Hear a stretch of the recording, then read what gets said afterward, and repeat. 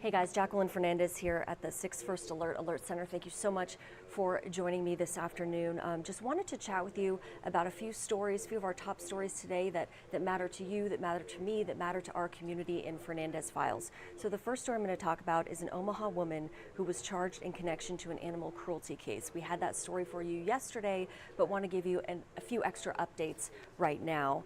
Also, we hear from the family of the Kearney crash victims. They are speaking out. This is the story that we first brought you here at the alert desk when it happened, and now an update to that story, unfortunately, as well. And there are also several weather alerts in effect, and we also want to take a look at what Senior Chief Meteorologist Rusty Lord says is in store for us weather-wise. I don't know about you, but when I woke up this morning, went out to take my dog on a walk, it was pretty cold out there, so the wind is a-blowing, we can say that for sure.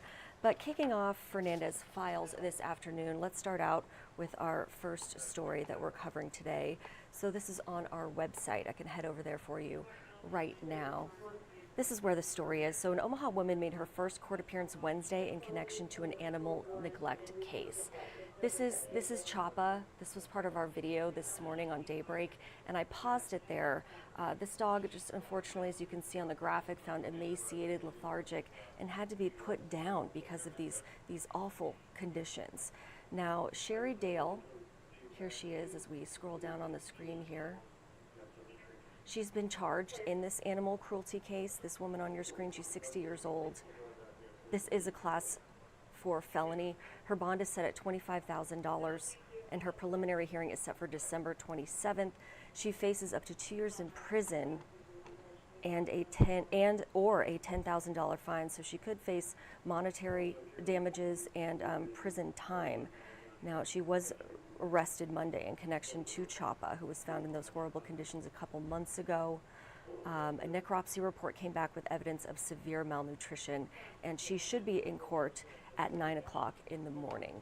So that is the one story that we are covering today for Fernandez Files. Just an update on that story for you. I'm going to scroll back up here. Just a devastating image of this dog, Choppa, to kind of give you just a closer look at what that dog looks like. Unfortunately, just found completely emaciated, lethargic, and had to be put down. So that is one story that we are covering on Fernandez Files today. I'm going to head back over to our website for you, and I have another link put up here. So this is the other story that I want to follow today on Fernandez Files. The family of the Kearney crash victims speak out. You'll recall we covered this at the Alert Center. The family of several victims in the fatal Sunday morning crash near the Iowa-Missouri border have spoken for the first time. And just look at this heartbreaking photograph here. So I'll leave that photograph up for you. Now, the crash did kill 18-year-old Lucy Yates and her friend Cole Cunningham.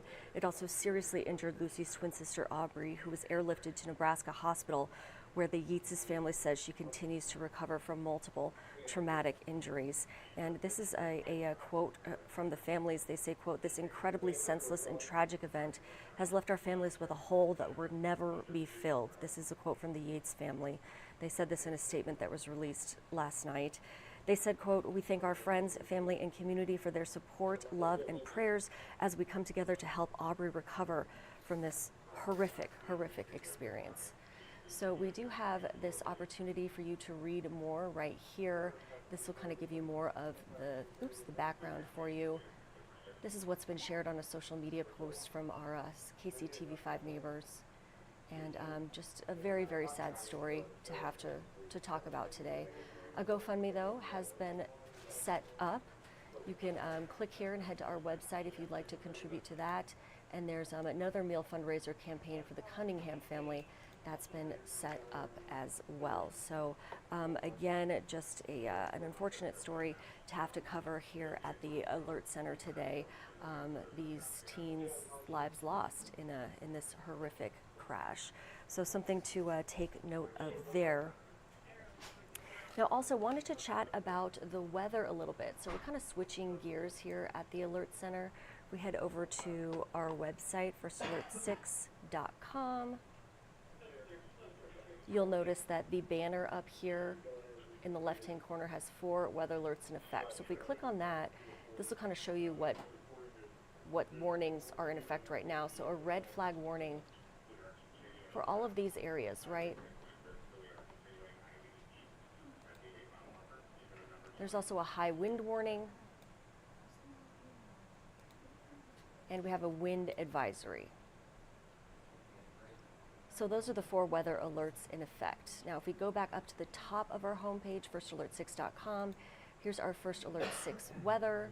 This is always a good spot to go if you want the very latest, especially from Senior Chief Meteorologist Rusty Lord. He has this kind of all laid out for you. So you can see this was updated just this morning about 7 hours ago. And so Rusty says, I wasn't wrong. Get ready for another windy day ahead of us out there. And thankfully it won't kick up until after we've had the coldest part of the morning, okay? So here's the wind gust forecast from Rusty. This is what it's looking like. Oh dear. Yeah, it's windy here in Omaha these days, my goodness. So colder air today, highs only making it to the mid 40s at best. So it's a chilly out there. Let's head outside and kind of take a live look at what we can expect, what we're experiencing at noon. Here's a look from our Blackstone camera. I like this shot because you can see the sun kind of poking through in the Midtown area, but also just ominous, kind of strange looking clouds. And then you'll notice in the center of your screen, you do see a pocket of blue trying to poke out, trying to get rid of those hazy clouds up there, if I may say so. So this is kind of what it looks like outside in the Blackstone area right now. As we head over to our First National camera, look at the Missouri River for you. And traffic on the highway there.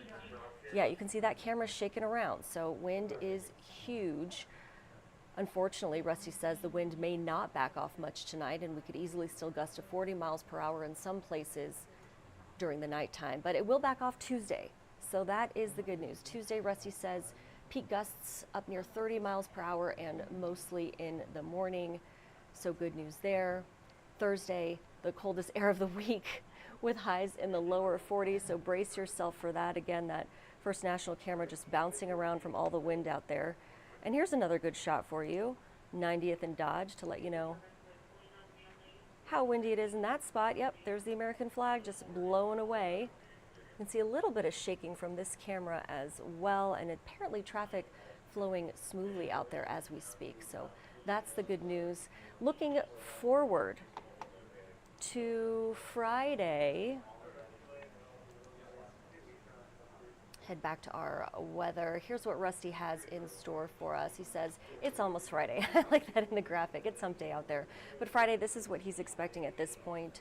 So he says quiet Friday, a few more clouds, 44 degrees out there, kind of chilly, but at least there's partly cloudy, so that at least will be something for you. And then Saturday, 52, Sunday, 52, and it looks like the partly cloudy conditions from Friday will translate into Saturday, and then it's getting cloudier on that Sunday. But of course, that is pretty far out, so we'll have to stay with First Alert 6 weather during our broadcasts to kind of get a better update for you.